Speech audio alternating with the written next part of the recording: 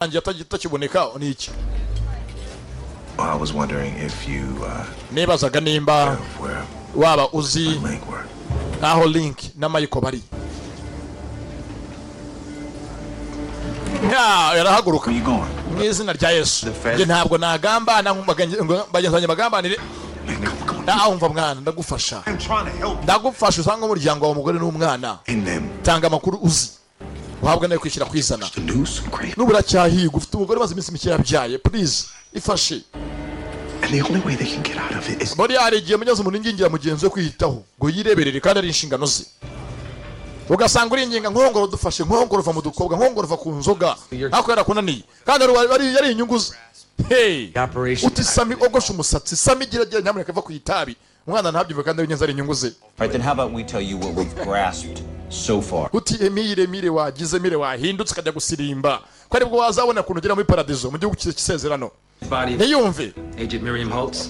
Autopsy shows the bullet she was shot with was fired from an agency-issued fire. Sasanga aha don't say favuge urupfu rwe rwaje rute kuki yavuze ngo yarapfuye kandi ari muzima kuki yatangaje amakuru ko bamwishe nyuma bakaza gusanga mugenzi we hafi y'umwaro baramutabyeyo. Your direct supervisor at Homeland, Mr. Herb Stanton. Okay. We also got a number of twakira amakuru avuye kuri supervisor wavuga ngo rwose byose wakoraga ntabwo yari abizo ko kirego kibanga. Officers with interesting information concerning a warehouse back in Los Angeles that you were conducting some kind of secret operation. Ndetse twakiriye andi makuru kuri warehouse okoreragamo operations zibanga muri Los Angeles, California. When an international political figure is assassinated on American soil by two men taken into custody by a Homeland Security agent who by all appearances has gone rogue, you tell us what we're supposed to think is gitangaje ni kimwe ubwo uyu munsi yicwaga umuntu w'umunyamahanga mu gihugu cyacu ndetse w'umuyobozi byarangiye amaze kwicwa bigaragara ko abamwishe ari abagabo ebyiri babuze irengero minsi yatambutseho kera cyane ndetse mu kubudi irengero kwabo byagiye rumeze nkaho bwa bifite mu ruhare. Ikindi kintu gitangaje ni kimwe ko nawe hagaragaye mu gisagara uhari aho hano.